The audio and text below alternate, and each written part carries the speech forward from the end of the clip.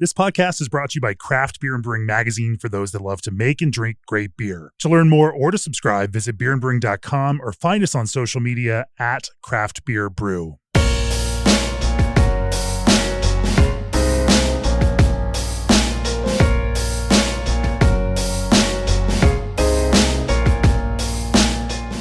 We're in Portland, Oregon for this week's episode. I'm Jamie Bogner. This is the Craft Beer and Brewing Podcast. And joining me is Brett, I've been wanting to talk to for a number of years now. You may recognize her from the cover of the Brewing Industry Guide. It's Whitney Burnside from Grand Fir. Welcome to the podcast. Hello, hello. What a phenomenal brewery that you all have built here, you and your husband, Doug, and making incredible award-winning beer, amazing food. And, obviously we put you on the cover of the Brewing Industry Guide, and I have a great article in that one about you. Last year in 2024, you had quite the year in the competitive circuit. 3 silver medals at GABF, 3 silver medals at World Beer Cup, all in 2024. Quite an impressive haul. Some pretty serious categories like international style pale ale and imperial IPA. Yeah. Some big categories. And so, of course, as I'm here in Portland was judging for the Best of the West competition, this is now my second visit to Grand Fir over the course of 3 days. And again, the food and the beer is incredible. But can't wait to talk to you, Whitney, about how you make really, really compelling West Coast IPA, award-winning, medal-winning, and all of those things, and get the entire Grand Fir story. Before we do that, if you're looking for a brewery chiller that's worry-free and tough on GWP, then look no further. G&D Chiller's Elite 290 Series chiller uses propane as a natural refrigerant with extremely low global warming potential. This natural, highly efficient refrigerant with near zero GWP will help lower your facility's energy costs and impact on the environment. They're committed to a greener, more efficient future. Visit gdchillers.com to learn more. And those GD Chillers folks are here in Oregon. Love them. Right here in Oregon. Working hard on the roof right now. Oh man, this weather out here is putting those chillers to work. Yeah. And brewers, what if your yeast could do more than just ferment? With Berkeley Yeast, it can. They bioengineer ordinary strains and make them extraordinary, enhancing the flavors you want and eliminating the ones you don't. Now, in addition to competitive pricing, they're offering free overnight shipping on 5+ barrel pitches. Try it out. If you don't love it, they'll happily refund you. So why settle for ordinary when you can brew with better yeast? Visit berkeleyyeast.com to learn more and start brewing with science on your side. Also, a day in the life of a brewer is packed enough as it is, so why not let Old Orchard assist with R&D? Custom blend development is available through their innovative R&D lab. Their bulk division supplies a wide range of beverage segments, making it the one-stop shop for flavoring beer and beyond. For more information and free samples, they're waiting at oldorchard.com/brewer. That's oldorchard.com/brewer. All right, Whitney. We normally start off with a little bit of background and story. Tell us yours. I'm first going to say thank you so much for having me on. Of course. Yeah. I'm a listener, so it's cool that we're here together and talking beer. And I appreciate your kind words about you coming in here and. Yeah, it's just this would be my. I came here on a previous trip when I was popping in for Portland. I can't remember exactly what it was, and it was my first stop on that trip too. And I slid in, had some beer, and had some food, and just to we hear about these things. You knew she opened but this is, I mean, for the brewers, I ran into some brewers from Colorado on the plane, actually, as I connected through Denver. Oh, nice. And this is everyone's first stop. Oh, man. And so we all came here on Friday night. That was like, we're going right to Grand Fir. Like, don't have any argument against that. It's still so weird to hear. We're still, new. It seems like yesterday we opened. So thank you. So tell us the story. Tell us your story. And, as you found your way into the world of brewing through fermentation and through culinary sides, and then, how that has developed since then. Yeah. I first got into, I went to culinary school, attended Johnson & Wales University. majored in culinary arts and lived in Denver for a few years. I grew up in the Seattle area. And after culinary school, I thought, well, I'm going here because I want to open up a place to teach kids how to cook. That was like my original career path idea, which there needs to be some spots like that. Drop off the kids. They learn how to cook. You come pick them up later and they have some tasty treats for you. Right. Yeah. It's win-win. So it's win-win. Yeah. And then I worked at this farm to table restaurant in Woodinville, Washington called the Herb Farm. And they're still going today, but that was such a eye-opening, beautiful experience. Most of the things we served came from the farm on site. And I kind of just got thrown into cheese making, not knowing the first thing about it. Okay. Which was fun and also nerve-wracking. They just gave me all the equipment and the manual, and I went for it and really just took to that, the process, appreciated how you had to be so thoughtful in every step. Had to be so precise. And so at the same time, I was baking and I got introduced to home brewing. It was actually a cook at the Herb Farm that was home brewing kind of in the back room. Yeah. And I was just totally enamored by that whole process as well. So I knew fermentation was something I wanted to get into. Right. From then I started home brewing and started searching for brewing jobs just because I knew that was something I could see myself doing the rest of my life. From there, I was living in Seattle at the time and couldn't find any open positions for me. So I moved down to Portland, got in with Laurelwood Brewing.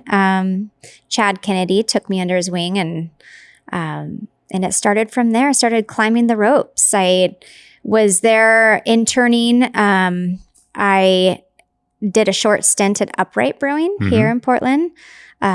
Made some beautiful beers with Alex there. Yeah. But my first full-time brewing job was back up at Elysian. So you went back to Seattle. I did. I was looking for my first everything. There wasn't any full-time positions available. Yeah. So I was looking for that. And that was back up in Seattle. So I moved back up. And then, so you were Elysian for a little bit. And then how'd you get back down to Portland? I went down to Pelican, actually, after Elysian. Worked in Pacific City. That's when the Tillamook facility wasn't even open yet. It was in planning stage. But when I started, it was just the building. The building was secured in Tillamook, and they hadn't even broken ground on it. Wow. Yeah. That facility is quite a facility. It is. It's very impressive. Yeah. And they ripped the entire system out of the Pacific City pub. So wow. Kind of sad. Yeah. So you worked in Tillamook for a little while? Worked in Pacific City. I pretty much stayed down there and ran the show. Okay. Eventually climbed the routes, became head brewer there. And then after Pelican, I saw the opportunity to be the head brewer at 10 Barrel in Portland. They were just starting to break ground on that location and ended up landing that and was there for 8 years. Yeah. Made a lot of award-winning beer there too. And yeah. Cool stuff. And so then obviously as 10 Barrel things went, those things changed, but you also saw an opportunity here with Grand Fir. And so tell me about the kind of genesis of Grand Fir. Yeah. So I always knew that I wanted to have something of my own one day, a brewery of some sort. And it's had many different iterations. It was originally in my mind some sort of 4 to 7 barrel situation that it was very European, had a baking involved in it, coffee shop. But that went by the wayside when COVID hit. And at that point, I was just having Annie, my daughter, who's almost 6 now. And my husband was, had his own restaurant that just opened in downtown Portland called Bullard. COVID totally destroyed a ton of businesses here in Portland, a lot of food and bev. And so it kind of gave us, my husband and I, the opportunity to take a step back and think about what we really wanted. And we both decided, hey, why not? Is this totally crazy if we just drop everything and go into business together and combine our careers? And so we started looking and found a turnkey operation here in Portland. It used to be called West Coast Grocery, and ended up making it work. It's for those who haven't seen it in person, it's an interesting kind of brew house, tap room, bar setup. Definitely not exactly the ideal layout for such a brewery, but they have shoved a brewery into this space. It's a wonderful neighborhood and in this vibrant Portland area. And so it's a great place to be in an older building that has a brewery shoehorned into it across multiple levels and whatnot. Yeah, it's a wonderful neighborhood. We have really good neighbors. The businesses are all just fantastic. Lots of great music across the way at Revolution Hall, and good food. So it's a very interesting layout. Well, I want to ask you about how you have adapted, to this, because obviously you've brewed in a lot of different kinds of breweries, and this is a unique space that required a lot of you to think about process and kind of figure that out and do some problem solving around it. Let's talk about that before we do that. Both classic and contemporary indie hops Lorien was developed with crisp, low gravity beer in mind. A nod to the past with an eye on the future, Lorien seamlessly combines traditional elements of European noble hops with an elegant twang of American modernity. Low alpha and squeaky clean, Lorien provides a refined, smooth bitterness to any lager and delivers enticing flavors and aromas of lemon lime zest, fresh melon, wildflowers, sweet hay, and cinnamon spice.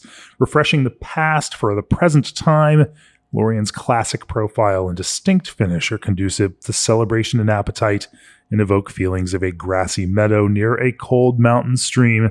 Summer is near and Lorien awaits. Learn more about Lorien and the rest of Indie's varieties at www.indiehops.com. Indie Hops, life is short. Let's make it flavorful. And Extra Tough has been making rugged and reliable boots for 75 years. Built for the harshest conditions, the Legacy Collection styles are oil, acid, and chemical resistant with a non-slip rated outsole. Be prepared for whatever comes your way and shop the latest Extra Tough boots on extratough.com. That's XTRATUF.com. So, learning process then, you all purchase this brewery, decide to, obviously rebranding as Grand Fur. You work in a food concept because your husband's a well-respected chef here in Portland. And so how did you adapt to then making beer in this space where the brewery is kind of down on a low level? Other functions in the brewery, including a new cellar, are actually up. The bar is up, and so there's a lot of up and down here in this space. How did that? How did you go about adapting to this brewery? I'm no stranger to working in breweries that have kind of interesting layouts or sure that are difficult to navigate. So I think nothing shocked me when I came in here. It's like, okay, well, thank God we have an industrial elevator. So we rely on that heavily to get everything up and down from the brewery in the basement.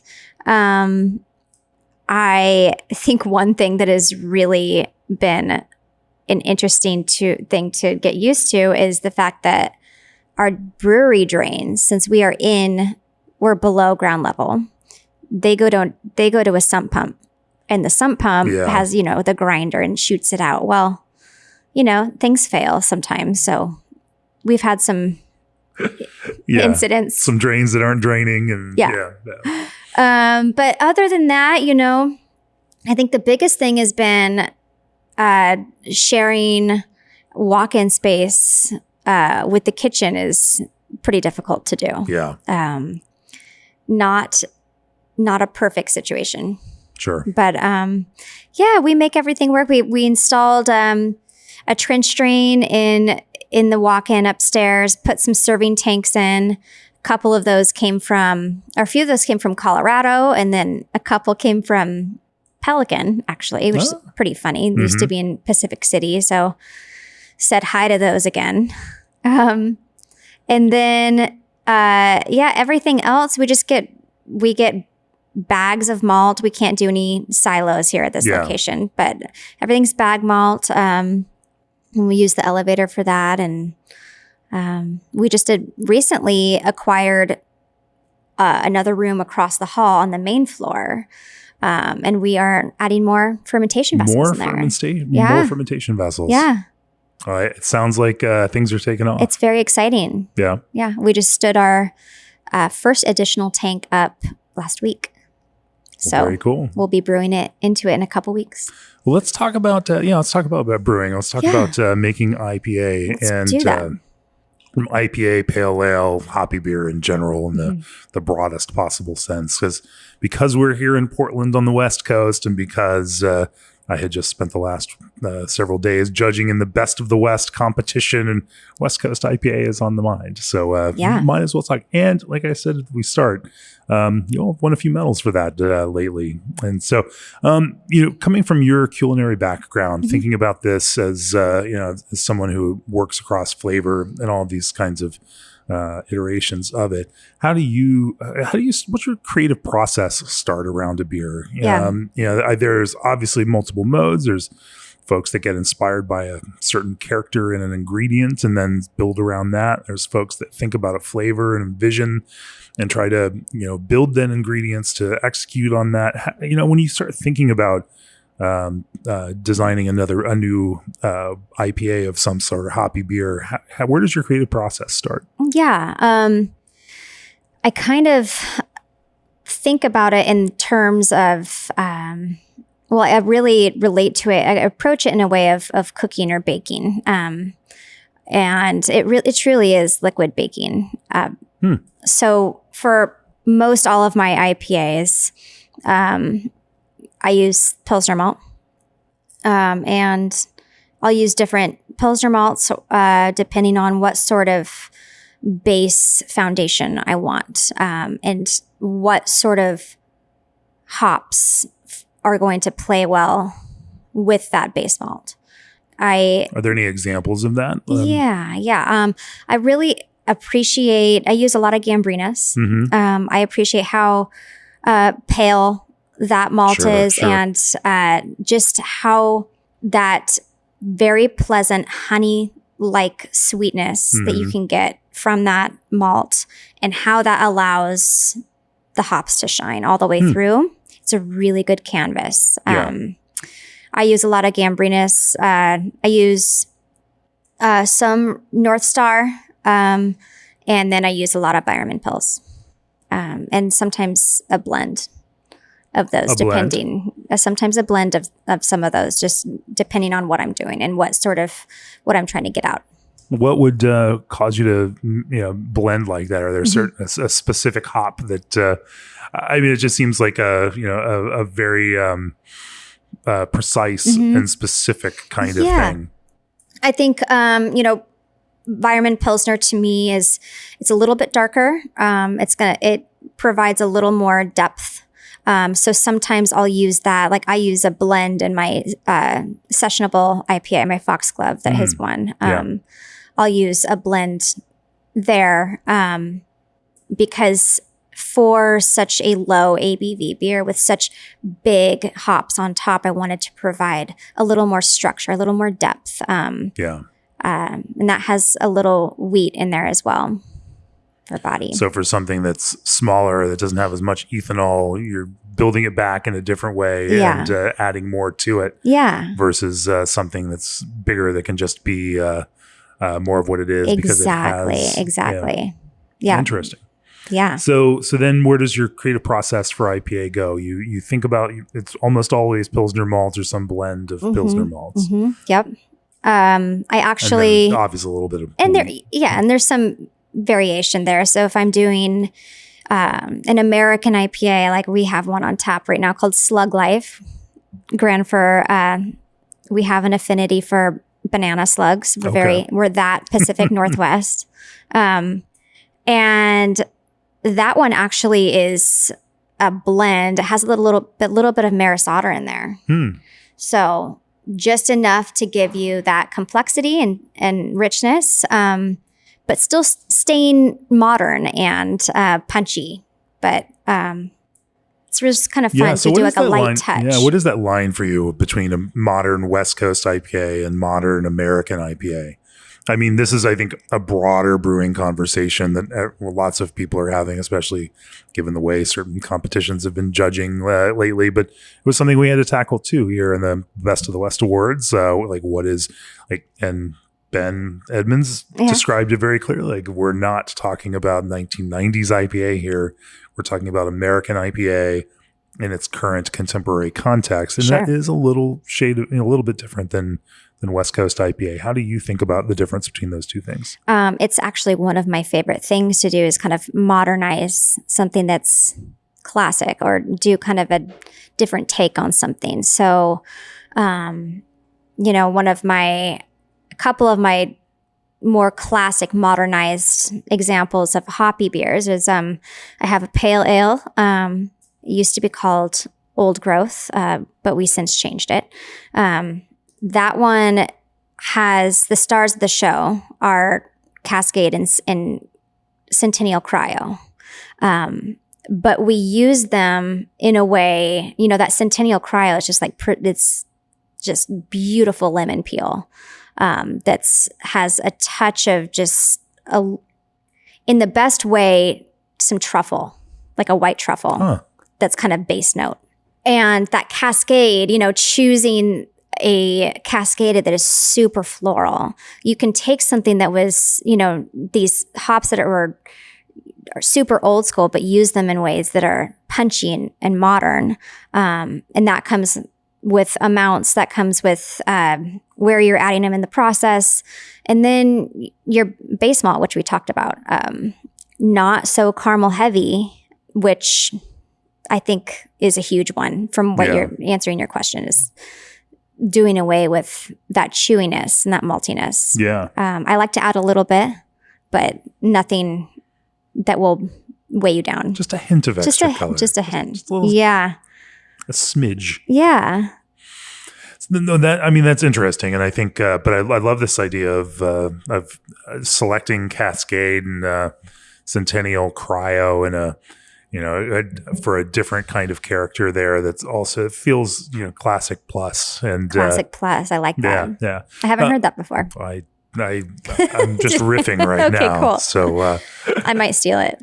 You are welcome to that. You're welcome to it. So then, how do you find that kind of Cascade or that kind of Centennial Cryo? Well, the Centennial Cryo, I get mine from YCH. Yeah. And, I really was looking for something specific, just super saturated with that lemon. And I tend to always get my Cascade from Crosby. Mm-hmm. I just think that the floral character that I get out of that is kind of unmatched from what I've used in the past. And you can give them the brief. Hey, this is kind of what I'm looking for. Do you have anything that matches that? And then they come back at it. Yeah. So then also, in this kind of context, like when I'm sitting in the tap room having beers, you have American IPA, you have a couple of different West Coast IPAs, but there's also some really interesting kinds of very different expressions within some of those beers. You also have a very international, award-winning international style IPA or pale ale like Ponga. Mm-hmm. And then you lean in hard on this kind of like danky, foresty kind of feel with beer like lichen. How does talk to me about how you push in those kinds of different directions?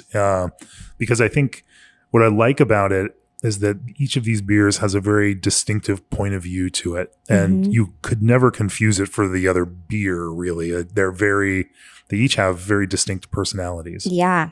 Yeah, you're right. And you kind of hit the nail on the head when you were talking, kind of describing lichen.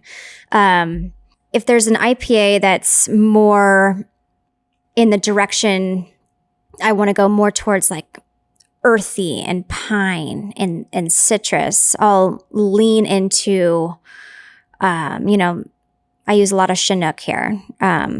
Lean into Chinook, a lot of Simcoe.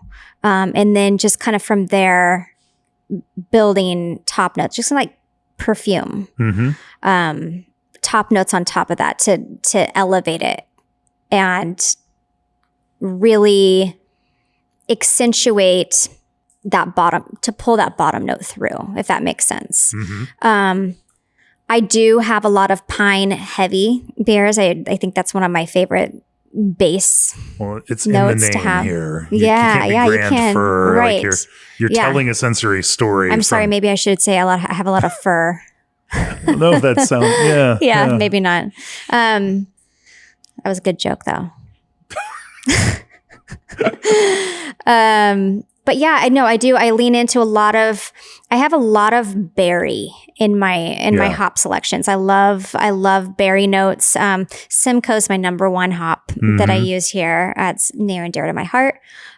So a lot of the hops that I use do play well with Simcoe. When you select Simcoe, what's your goal? What are you looking for? Yeah. What are your personal parameters for that? I am not a big fan of most OG vegetal in some things. There's exception. There's some exception. Some of my Citra and my Columbus of all that. There's a time and a place for that. But sure. My Simcoe has to be super clean, bright, juicy berries. And ours leans heavily into melon, which is pretty fun. I this weekend have heard a lot of Portland brewers and whatnot talking about berry in such a positive way. Right, yeah. And it's not necessarily, I don't necessarily hear, say, more California brewers articulating that character as something that they're, obviously looking for. Yeah. And so it's interesting to see that it is something that, is very purposeful and sought out, particularly here in this Portland context. Yeah. It might be a little point of difference than, say, San Diego or whatnot. Right. Yeah. Yeah. So tell me more about lichen then. You're layering in these top notes, building this kind of character with this kind of foresty vibe that's also right there in the name.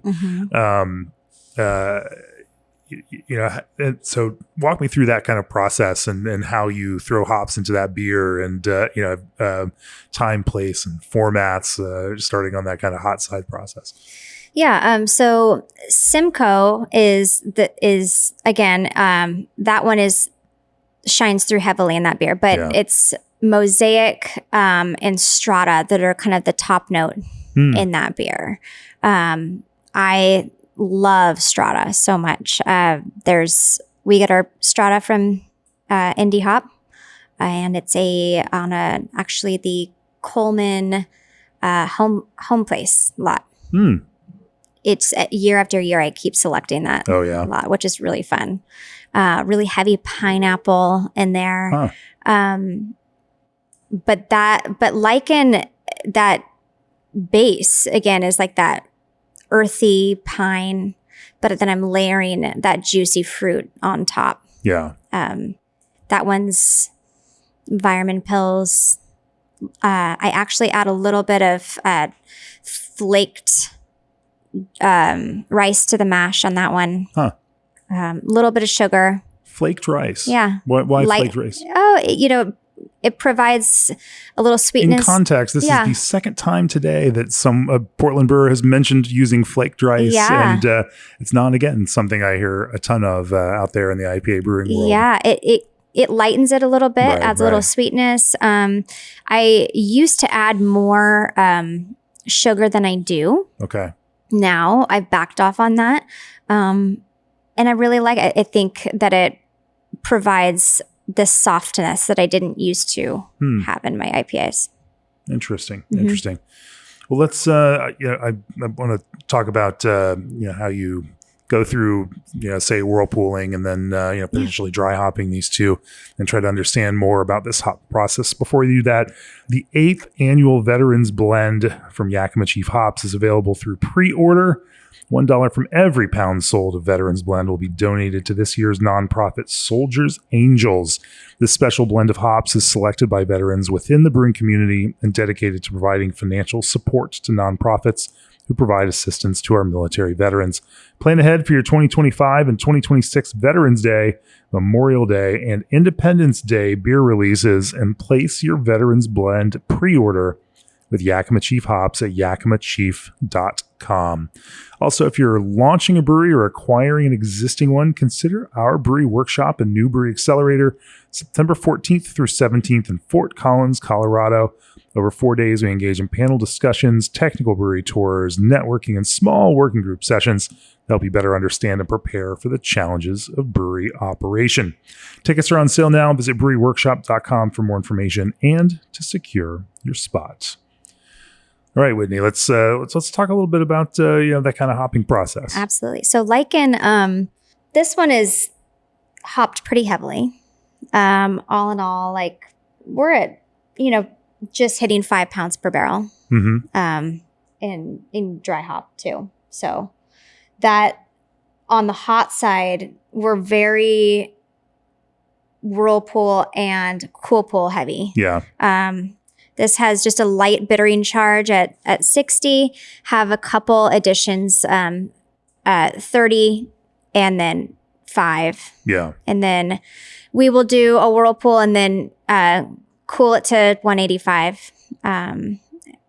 We'll top up with cool and get it there, and then we'll hit it heavy on dry hop with mostly Mosaic and Strata. We'll hit it 2 times. We do double dry hops on all of our IPA. Okay. Is that just a equipment kind of thing, or No. You find that it actually has a sensory kind of impact? Yeah, we find that it does have a sensory impact. We'll do one as soon as we hit terminal, and then we will allow that to sit, cone dump it, and then 48 hours later we'll do another one. Okay.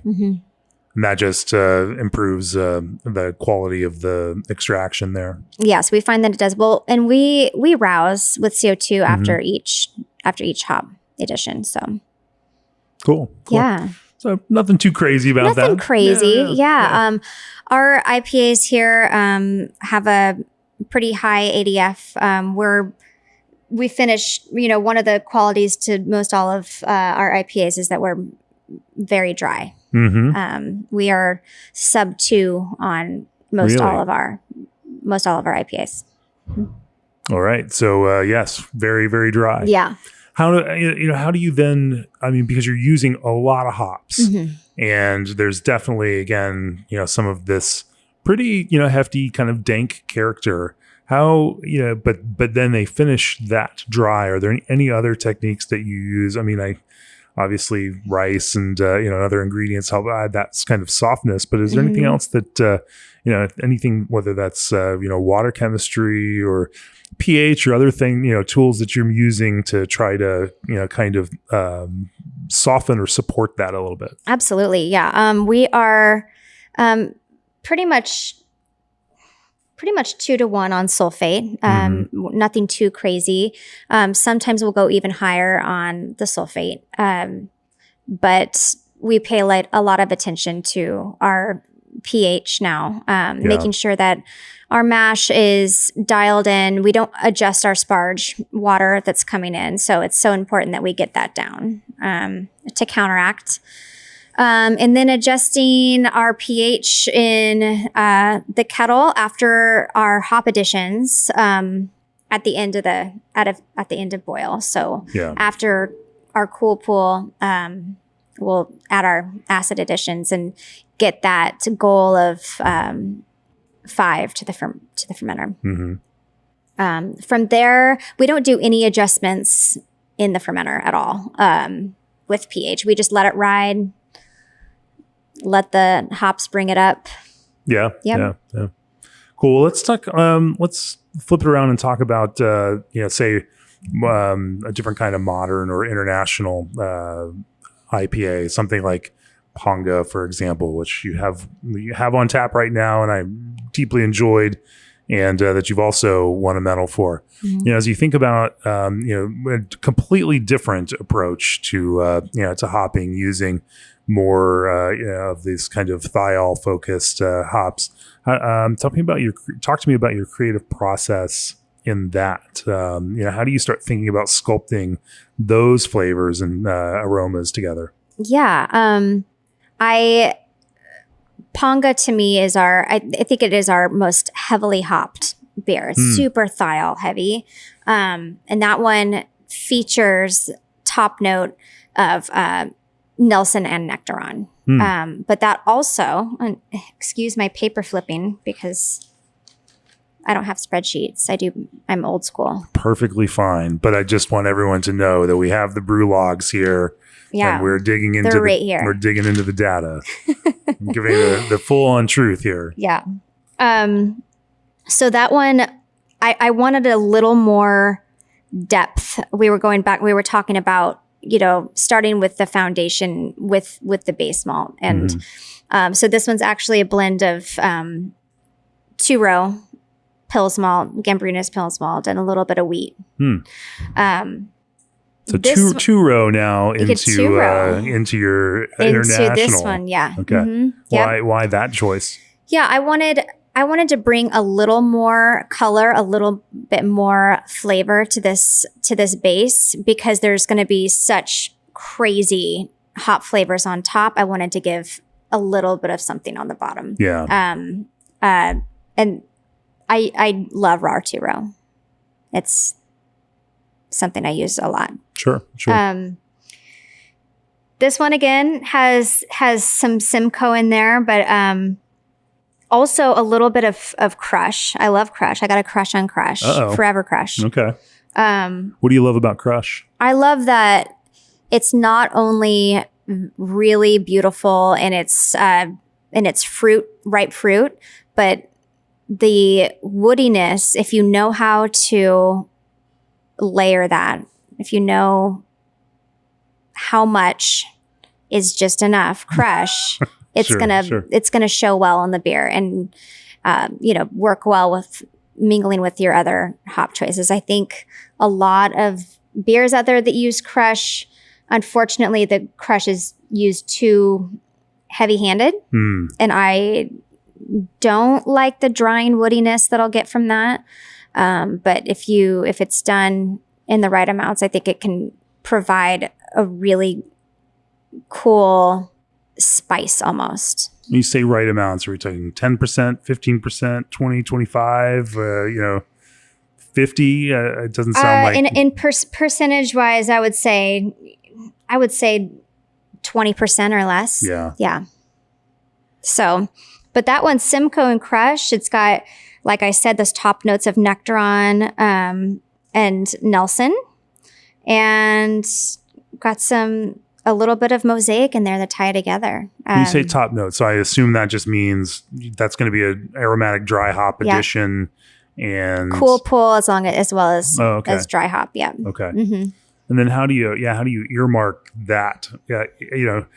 Obviously these things, when you add them, they can still give you this whole entire spectrum. You can't isolate just the top note from something like that, but you can use it in a way that pushes that into that kind of top notey space. How do you kind of control some of the expression of that so that it gives you the notes you want without some of the notes you don't want? That choosing your Nelson and Nectaron for me was especially helpful. The Nelson that we get is not vegetal at all. Does not lean into OG at all. So it's just really ripe tropical fruit. Right. You get some diesel in there, but that along with the Mosaic and Simcoe, that's how we control it, is just kind of making sure we're not going vegetal, that we're blending with hops that will support it, lift it up. Yeah. And now that you mentioned that you would select it with that intention, right, for that kind of expression, that makes a lot more sense. Yeah. Anything else to the way that you approach this? And then we should probably also talk a little bit about fermentation, in this too. Yeah. This one is like one of my driest IPAs, really? Which is interesting. Yes. We're consistent. So not just under 2, but even more under 2. So like 1.6, 1.7? 1.5. 1.5. Yeah. What is it about, about kind of New Zealand hops or some of that thiol focus that lets you get it that dry? I think. But also with 2-row. With the 2-row, exactly. I was just about to say that, yeah. With the 2-row, we actually go heavier on sugar on this one as well. We add 50 pounds of sugar actually to this batch. So nice and dry. You've got the 2-row and Gambrinus, but keeping that chloride a little bit higher, and then drying it out with those thiols. I think it really works to almost allow those hops to shine and really showcase the dried or that tropical fruit without it being kind of weighty on your tongue. Yeah. Too oily on your tongue. It works. I've had a couple of glasses of it, over the course of this weekend, and I wouldn't have guessed that it was a 1.5 finishing gravity. Yeah. It doesn't taste like that. Yeah. But it does allow, for this kind of precision in some of the hop character to, and it also explains, just how everything feels so snappy and lean. That's what we're aiming for. Sure. Are there any other interesting IPAs that you've enjoyed designing, playing with, or testing out? Flavor and layering of hop flavor and aroma. This one that you've almost finished it. Yes, you've almost finished yours. We just recently brewed a one-off beer for the Legends of the West festival put on by Grains of Wrath, and we were told to brew an IPA that is a one-off, or one that is not regularly distributed. So we just decided to go for a double batch in our 30 barrel fermenter, a double batch of something we've never done before. And thank God it turned out great. And you've again leaned into the forest theme here. The beer is called Lucifern. Lucifern. I had to do a nod to, there were so many, hard, metal themed breweries. Yeah. And so I was kind of making fun of it. Well, and you added your own spin on it too. Yeah. So talk to me about that beer. And I did have some of this, but it was a warm festival on Saturday night out there. And we had also spent the entire morning judging for the Best of the West, and then went to a beer festival after that. So I don't recommend that being most people's tasting mode. Talk to me about how you thought about creating this different version that still feels like it connects back to Grand Fir. So this one was really fun to do. It's a collaboration with Topwire, Crosby Hops. And what we wanted to do is we wanted to create something that showcased a hop blend that I've never really done before. And I was kind of nervous to put together because I didn't know how well they would work together. I was envisioning a profile in my head, and I think that we kind of nailed it.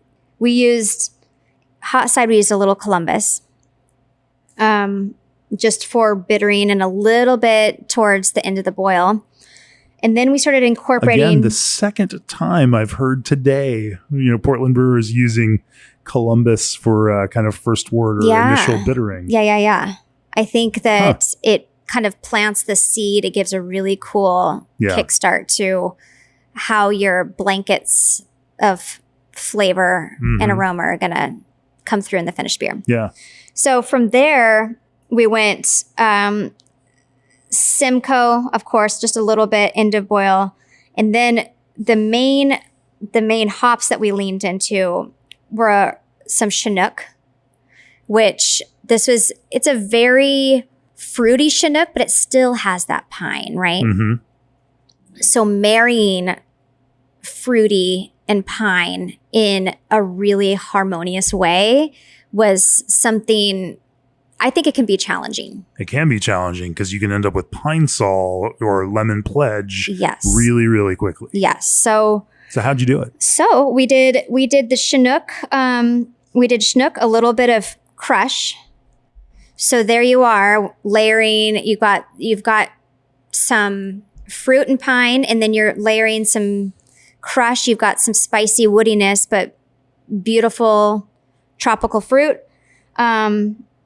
And then dry hop, we've got Mosaic to tie it together with the crush.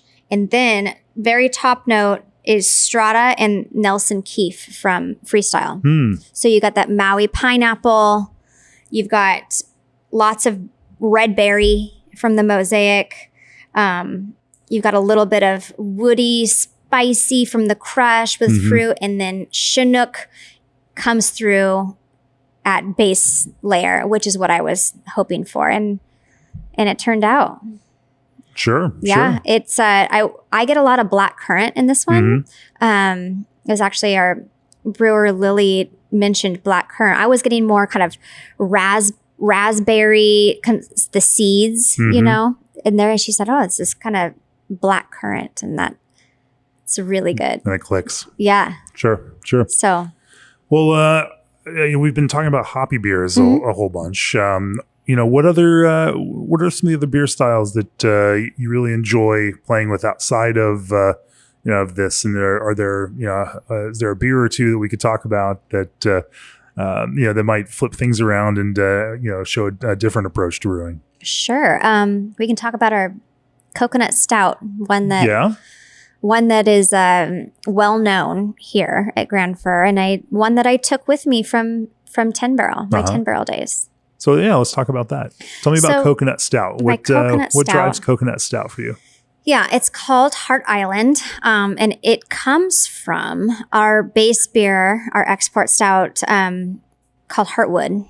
And I fell in love with export stouts while I was in Seattle, but I really started to fall in love with them when I started working for Darren at Pelican. He makes this tsunami stout. Right. And really I just thought of all the stout, and I still think this, of all the stout variants, I think that export portrays the ultimate things you want in a stout. It gives you... There's your hot take.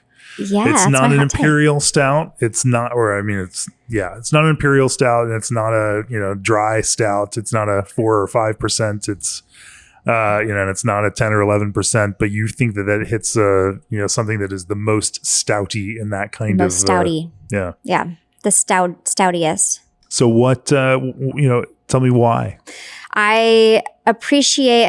Our export comes in. Exports are till it's like 8% is the range, the max.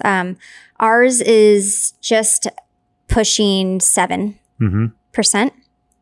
So it's stronger. Yeah. But with that, it's really beautiful baker's chocolate, like bitter baker's chocolate. And you have really bright espresso.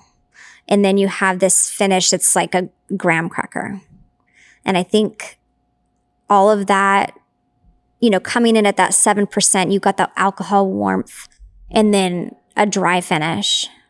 There's the dry finish again. Yeah. But with export.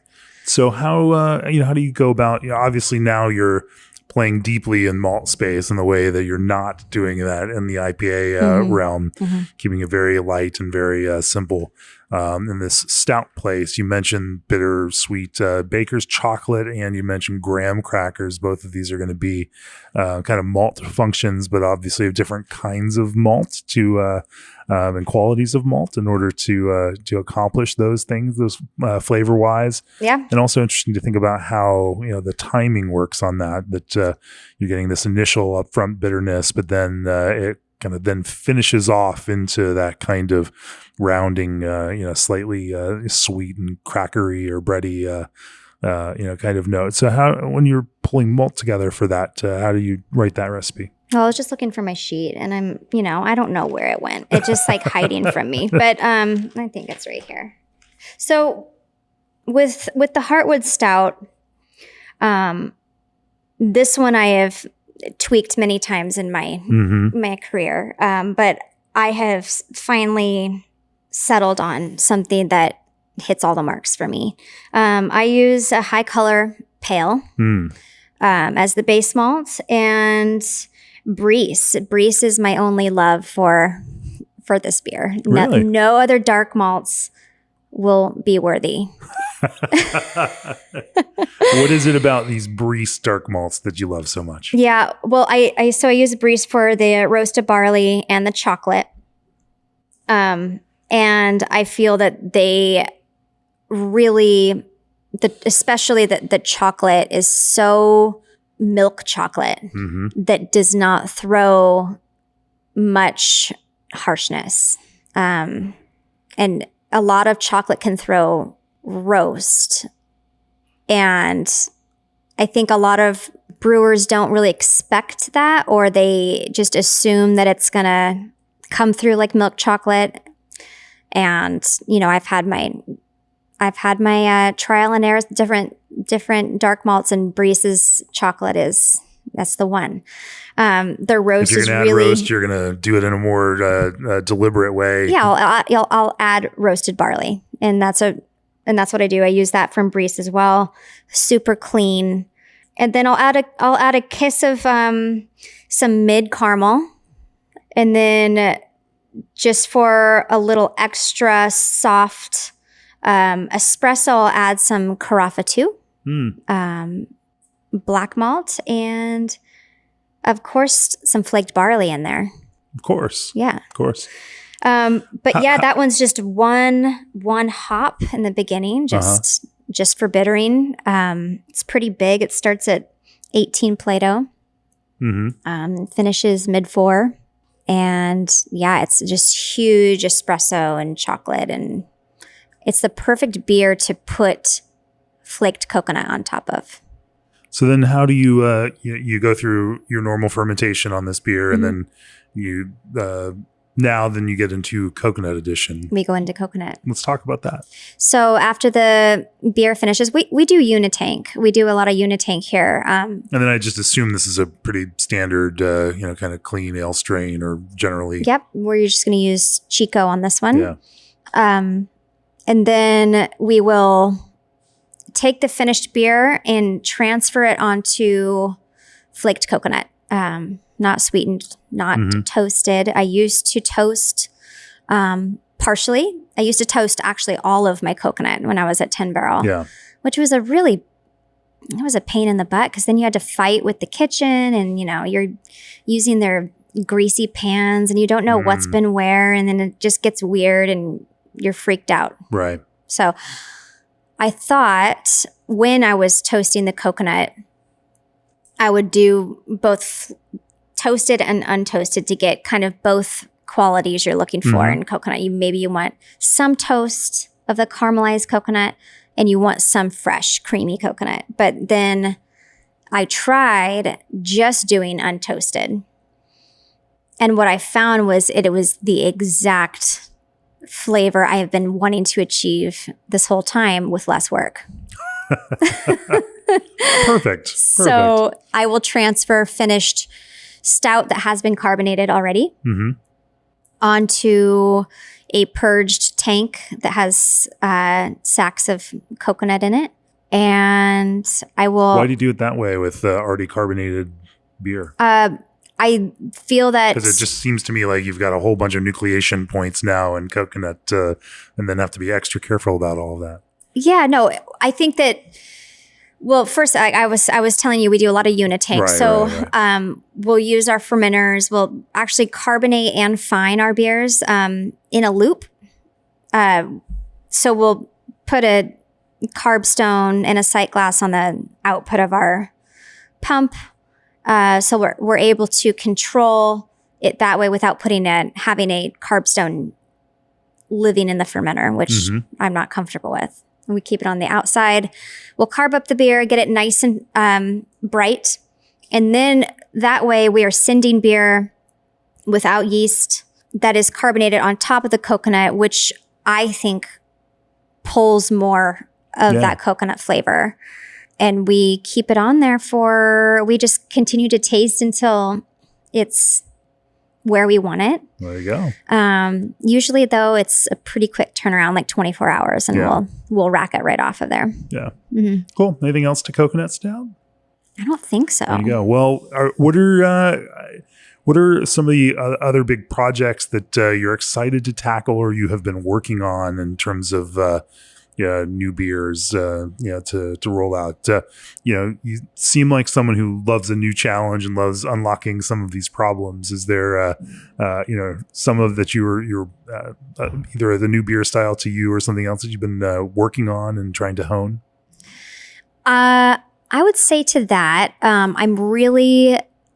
I love making IPAs, and I love making the beers that are kind of our flagships already here. But with these, I'm so excited to put new tanks in, additional sure. 4 tanks, because I won't be constantly trying to keep up with keeping the same beers in rotation. It's hard enough just to keep the brands that people expect from you on. Exactly. And not have as much time and space to experiment with and do other things. Yeah. We'll be able to experiment more, especially get some more lagers in the tank, which is really important to me. But yeah, I think that's what I'm most excited about. Talk to me about now your husband Doug is like I said, a well-respected chef. This is you two combining your professional interests together in a business. Talk to me about how you integrate that food and the beer, those pieces together into a unified concept here. And are there ways that the culinary side impacts the brewing side, or the brewing side impacts the culinary side? Doug, when he started creating this menu here, he comes from fine dining. So he originally started doing some dishes here that he thought were more refined dishes that kind of had his name on it, that people knew him for. Right.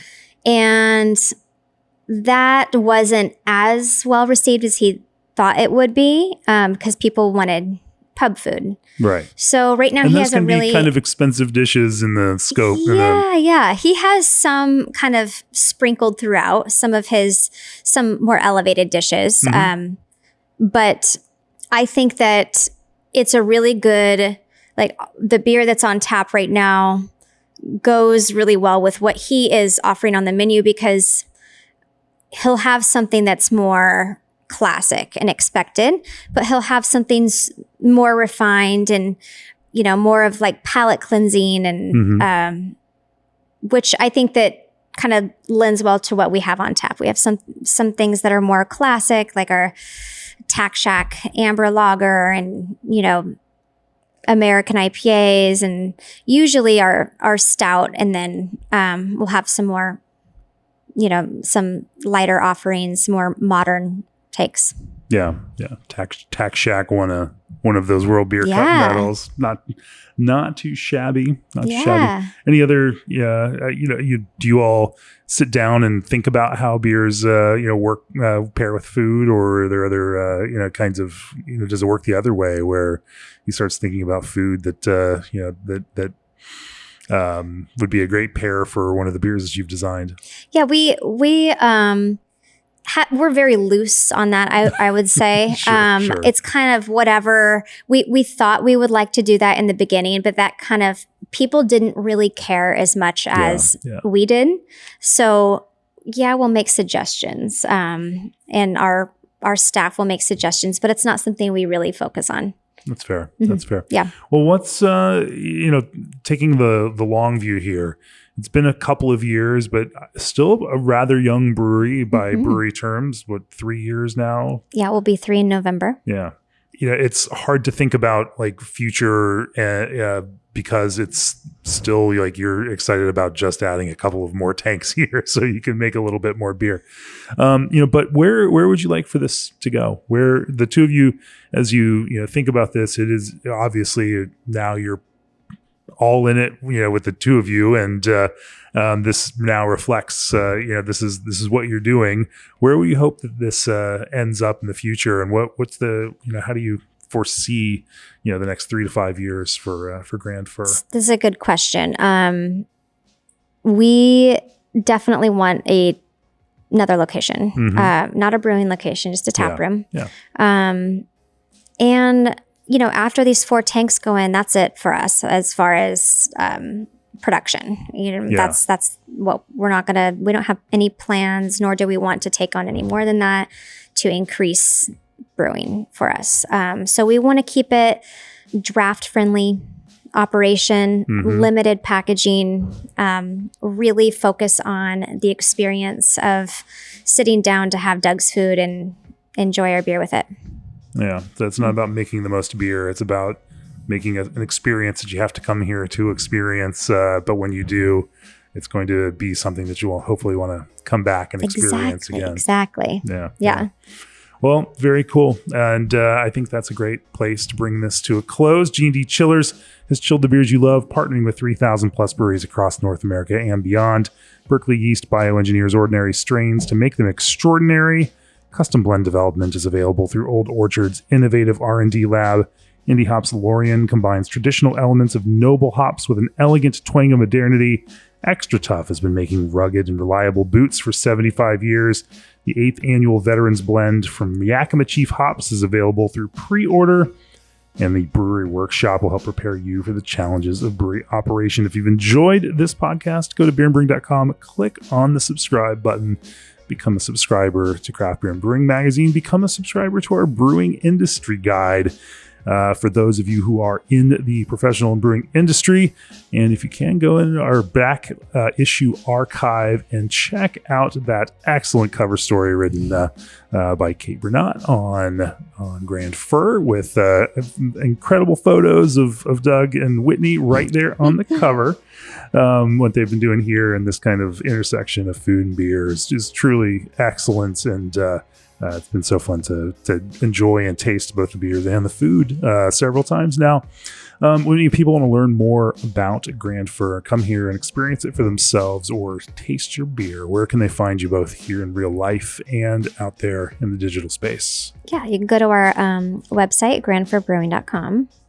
And then we are on the socials at Grand Fir. Pretty simple. Very cool. Well, it's been fun to talk with you about brewing. Yeah, likewise. Thank you so much. Thanks. Cheers. Cheers.